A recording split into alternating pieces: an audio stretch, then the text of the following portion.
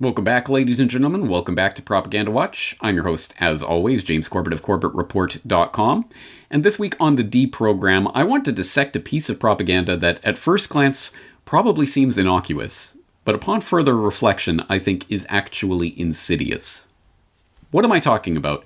Well, this stems from some observations that I've made because, in light of this crisis that is unfolding around us, I have been watching, for the first time in a decade and a half, entire mainstream news broadcasts. And yes, I have not, for over 15 years now, since I moved to Japan at any rate, sat down and watched entire mainstream news broadcasts. I get most of my news and information online where I can read the text, and occasionally I do subject myself to clips of various news broadcasts, but not watching entire broadcasts. And I note that after having dipped my toes back in these waters in order to better understand the mainstream propaganda, in order to dissect it for you folks out there, I have noted with some consternation that the impossible, what I really believed was impossible, is actually possible.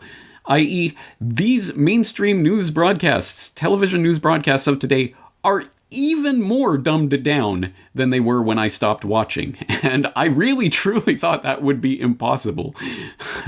I'm sure many of you out there already know, no, things are actually much more dumbed down than they were at that point. But it is interesting for me to see this, and disheartening, of course, that the mainstream news at this point talks to you like you are a literal child in monosyllabic words, monoclausal sentences, talking down to the audience, lecturing them like a stern teacher trying to teach them, not just tell them, not just report on what's happening, but teach them. You think this now, and you do this. It's truly, I don't even know the word for it, disgusting in a way. It's insulting at any rate. It certainly is insulting. And it is, nonetheless, I have been watching these mainstream news, TV news broadcasts, including, since I'm Canadian by birth, I have been watching CBC's The National or the Global News Hour or things like that in order to better understand this propaganda. And it was in that context that I saw just a little thing in one of the interstitials as they were cutting to commercial break that I thought was interesting. Plus 3 cheers for nurses. Thank you, healthcare workers! The unique and socially distant way that people across Canada are showing support. We're back in 2. So I saw this about a week ago, and I didn't think too much of it. Oh, okay. As they go on to report later in that broadcast, apparently the Ontario Nurses Association has asked people who want to show their thanks and appreciation for healthcare workers to do so in a socially distant and responsible way by participating in this nightly ritual at 7:30, where you're supposed to go out and clap and make noise and whatever, and of course post it to social media with the relevant hashtags so that everyone else can see you doing it, giving your thanks and appreciation. Oh, okay, all right. And it's not, I guess, just Ontario. I guess it's all Canada. I can't find the particular message from Ontario Nurses Association that says this is what you should do, but okay, that's what the National's saying. But just on a hunch, just out of curiosity, I thought, I wonder if this is happening elsewhere too. And so I did literally not even 10 minutes of searching, and I found, oh yes, this is happening. It's happening in India. And Croatia. And France. And Spain. And Atlanta. And all across Europe.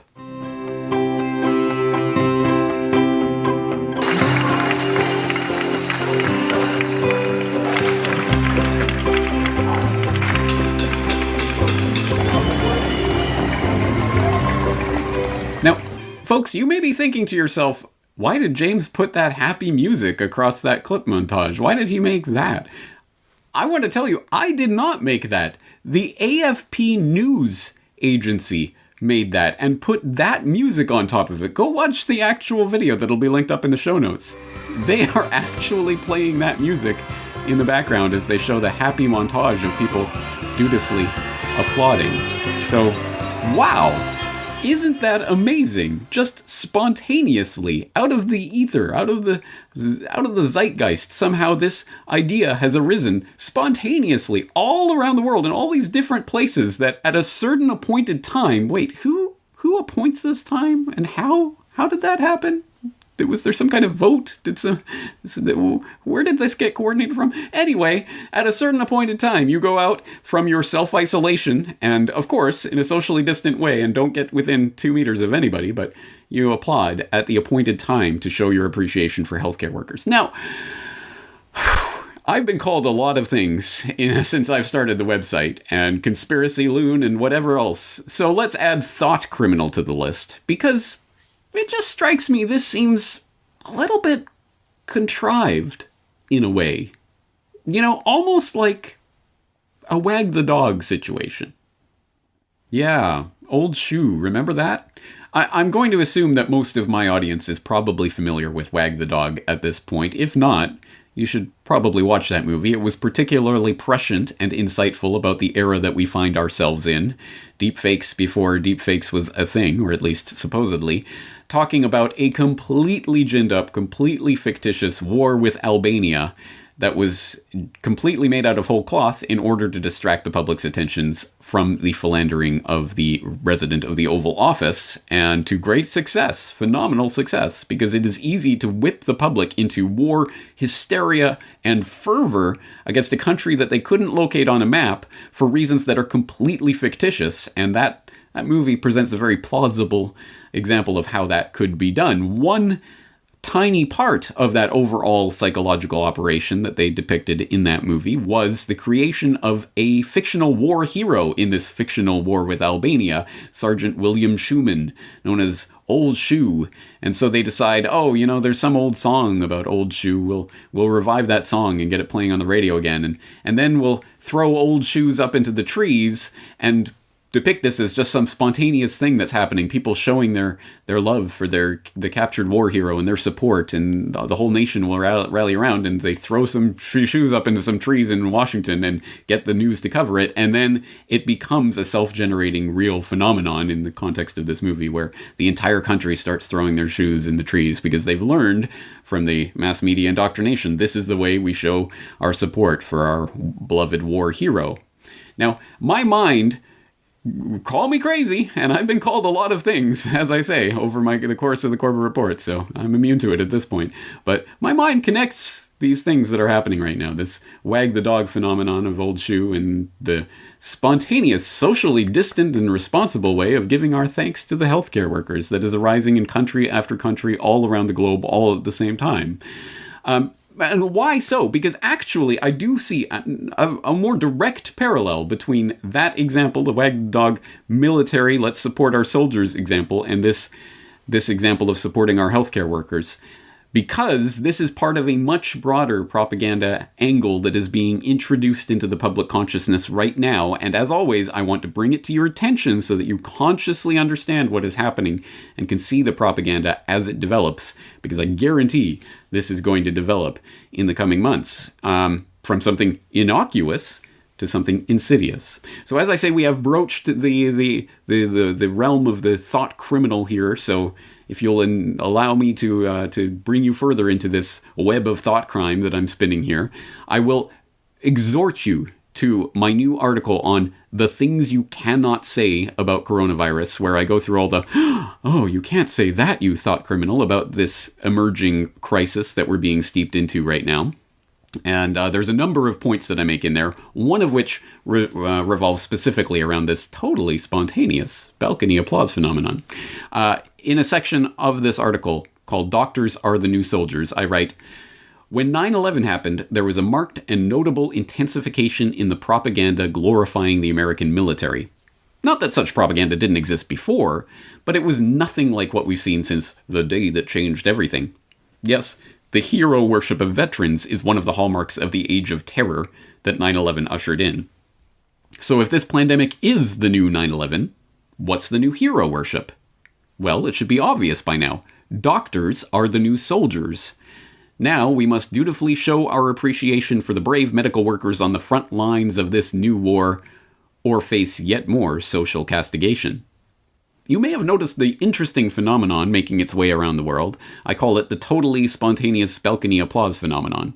Yes, completely out of the blue, all the people under lockdown have decided to show their appreciation for the valiant doctors and nurses in this heroic struggle by going to their balcony at a pre-appointed time and applauding. And no, this totally spontaneous phenomenon is not just occurring in 1 or 2 countries, or 3 or 4 countries, but in seemingly every country around the globe. Just like that, just out of the blue. Must be something in the zeitgeist, I guess. Now, you'll forgive me for being out of the loop, but as you know, the corona madness has not quite made its way to Japan yet. But, sidebar, precisely as I predicted, the very same day that the Tokyo 2020 games were postponed, the Tokyo governor suddenly became gravely concerned about her city, and they're now going around saying they have to lock down Tokyo unless the poor plebs behave. So I don't know exactly how people decide on the right time to go to their balcony to applaud. Is this done by vote? What if I'm a few minutes late? Will people think I'm clapping for something else? What exactly is the etiquette here? Here's my thought crime. I find these displays creepy and off-putting.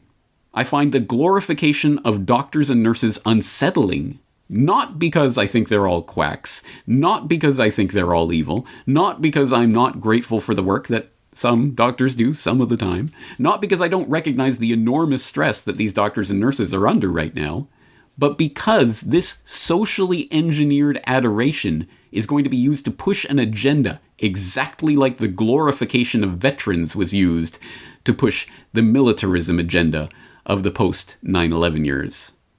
This time, we're being asked to glorify doctors and nurses because these are the same trusted experts whose authority cannot be questioned who are going to be giving you the vaccine. You know, the vaccine. The one that will bring an end to the then 18-month-long psychological siege that we are being placed under. What? You still question the vaccines? You still dare to defy the authority of these brave doctors and nurses who risked their lives for us? You can't say that, you disgusting conspiracy-mongering thought criminal, you. Be honest. You know that this push is coming, and they are getting the public to sign on with all these spontaneous balcony applause sessions. So perhaps you'll forgive me for not joining in. Okay, as I say, that was just one section of that Things You Cannot Say About Coronavirus article that I exhort you to go and read. I think it is important for us to be talking about these thought crimes before they become literal crimes, at the point at which at least we are still allowed to express different ideas on these subjects, I think. But let me re-stress and re-underline the point that I am not saying that people shouldn't feel grateful or express gratitude to healthcare workers in this time of crisis, etc., etc. Sure. Absolutely. I'm not denigrating doctors and nurses as evil or anything along those lines. I don't think they've put it's the Ontario Nurses Association that's behind this conspiracy. I don't think that at all. But I think this is being pushed by the media to demonstrate, to once again model the behavior that all good citizens are supposed to be engaging in right now, precisely because this is part of a longer term push to glorify and deify the trusted medical experts who are going to be coming to give you the vaccine and save you from this dreaded scourge. Again, you know this is coming. You know this is where it's trending. But I can't see how anyone could not see this particular propaganda push being made right now to large popular support. I'm broadly scientifically literate, but what I will say of this virus, I think we're in the middle of a massive experiment worldwide. And where are the guinea pigs? It may be. The experiment is, will people listen to scientists?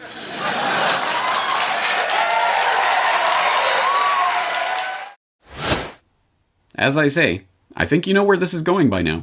I think we can all see where this is going by now. Actually, maybe not, because the people who are on board with this, well, yes, of course, let's trust the scientists and the doctors and the nurses, all of whom individually study and understand the exact effects of every vaccine they're giving.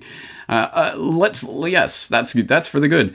The people who are promoting this agenda because they believe this is good, this is propaganda for the good, are the ones who are going to wake up to reality the harshest down the road when they are discarded like yesterday's newspaper at the exact time that it fits the propagandist's purpose to do so. Case in point, yet another parallel with this military analogy, doctors are the new soldiers.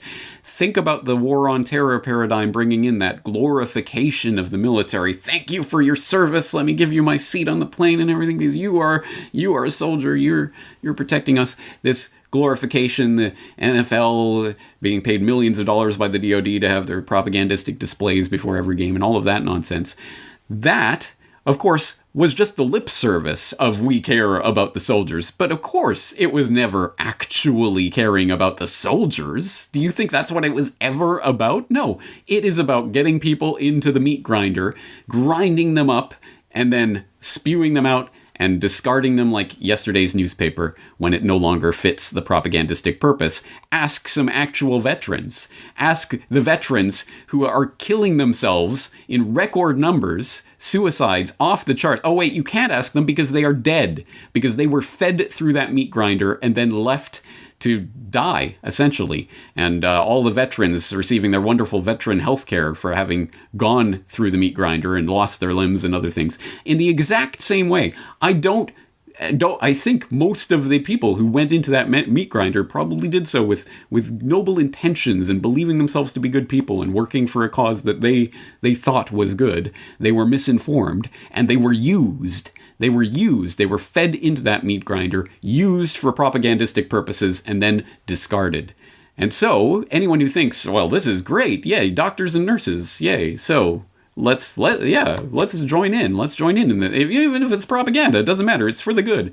You are going to be used in the exact same way that the people in that previous paradigm were used. Because the doctors are the new soldiers. This is the war on the invisible enemy.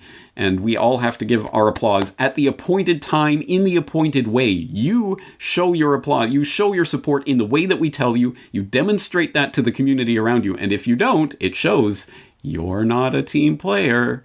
There's something weird about that.